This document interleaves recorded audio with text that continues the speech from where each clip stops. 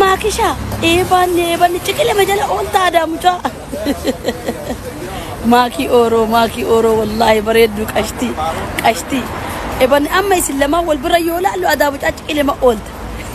baay'ee gabaabduu ada eebanni intalli gabaabduu qimame atillee ibsishaa seeraan qabadhu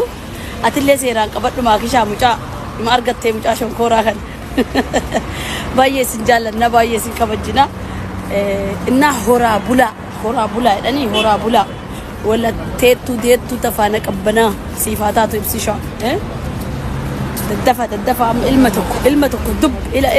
ilma dammo kama ibsisha fakkaatu intalootaati tasi fakkaatu qimami ishi maakisha isin jaallanna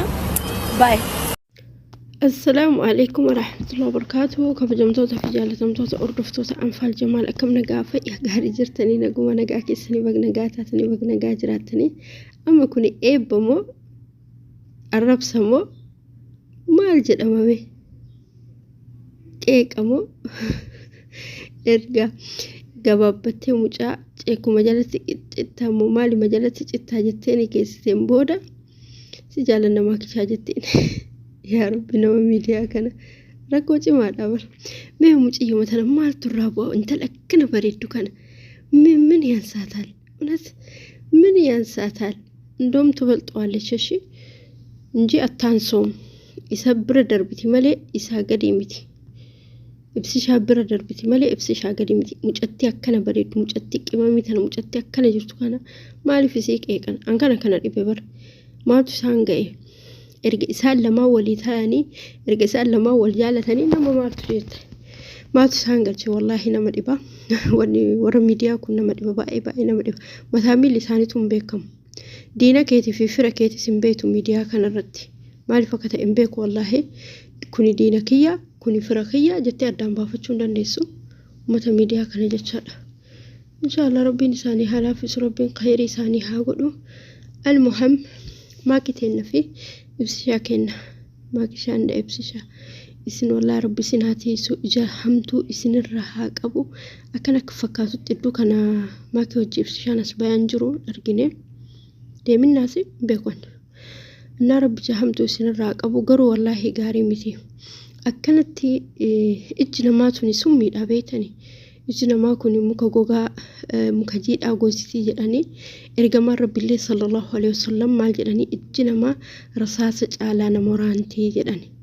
amma ijoollee akkanumatti honni jettu kana ijoollee akkana bashannan nama hundaa miti ka maashaallah jedhuun nama muraasa jecha ka maashaallah jedhuun maashaallallee jechuu baatanii tuttuu jedhee tuttufuufiyyuu nama muraasa jecha yaw akka amantiitti malee maashaallah sila akkuma aadaa oromootitti hin tuttufan jecha sunuu nama muraasa na yeroo mushurraa kana yeroo wanti kana akkasitti qilleensatti afuun kun gaarii miti mucayyoon takka haasofte yani nama itu biqabu maqaa isii dhabuun barbaadu asirratti because akka isaa dhageeffatte natti mufatte ta'a isin beekti garuu viidiyoo sanii yani FB irratti argee gorsitee geessitee achirra booda akkas jette durbi tokko yoo heerumte jette yoo durbummaa qabaatte taate indaalachatti yeroo jaarso jijjiiraatti jecha indaalachatti jette kanaafu maaki waan maaki akkas indaalachatti jirti mucayyoon dhuguma cawaadha hin taphattiin kolfiti malee sharafisii qabattee heerumtee cawaadha daalachattiin argitanii jetti namichi tokko immoo jalaa isii arrabsa maalitti beeta jedhaani achimmoo fidanii wanti poostii doktor naaf yaadi tokko silaasirratti fidaa insaalfadhe namni durbummaa barbaadu jedhe namni durbummaa barbaadu lakkoofsa kanaan nu haa bilbilu namni durbummaa ka dirqamaan taate baddee fedha keetiin akka feete taate baddee deebisuu namni barbaadu Subhanallah namni deeffachuu barbaadu lakkoofsa kanaan nu haa bilbilu jedhe yani subhanallah zaman akkamiiti achimmoo ijoollee wal bira fidanii maakiti suuraa jaartii doktor naaf yaaditi umurii 38 durba fuute durba jettee surumaa yaadin jedheen sun kamar fendeebe yani subhanallah yoo miidiyaa kana jala deemanii keessattuu yoo koomentii namaa dubbisanii koomentii namni sii kennu waa hoodee miti fakkeenya fi namni tokko yoo waa dubbatu an kana dhibe barkana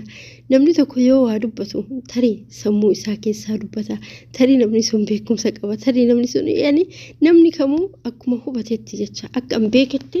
ebalu beeki jechuun hin danda'amu fakkeenyaaf an akka sammuun kiyya naa hubatetti akka sammuun kiyya naa beeketti haasa inni illee namni kun illee akka sammuun isaa hubatetti akka sammuun isaa beeketti haasa namni hunduu jechaadha akka sammuu isaati malee akka sammuu namaati miti kanaafu maaliidhaaf maarreen akkas ta'e ebaluun akkas godhe leesh jennaree fakkeenyaaf ani zaytunanii ani haati Jaafar jecha akkuma haadha Jaafarii sammuu haadha Jaafarii yaada malee sammuu abbaa Jaafariin iyyuu sammuu Jaafariin iyyuu yaaduu hin danda'u ilmi kiyya sammuu addatti rabbiin kenneef anallee addatti rabbiin sammuu naa kenne yaanni kiyyallee addumatti yaanni daa'ima kiyyallee addumatti yaanni abbaa warraa kiyyallee akkasuma namni kennamaa akkasitti hin hubanne fakkeenyaaf nama garii tokko akka an beeketti namni sun maan beekne jennee keessa dirqinu jirra yoo inni beeke immoo namni kun maanarra beeke jenna yoo dheerate immoo namni kun maaf dheerate yoo gabaabbate immoo namni kun maaf gabaabbate baqa yaani akkam jedhee sitti himu waan baay'ee jira mire wal marataa wal xaxamaa maadri'eesh baqa nooma jala uguriinu abadan ba'uu hin dandeettu banima aadam kana jala ila waan fete godhiif hatta warqii uffisi warqirraa uffisi qaama isaa guutu wallaahi jalaan baasu maaliif akka ta'een beekan abbaa fedhe haa ta'u waanuma fete godhiif waanuma fete isa gammachiisi garuu jalaan baatu argite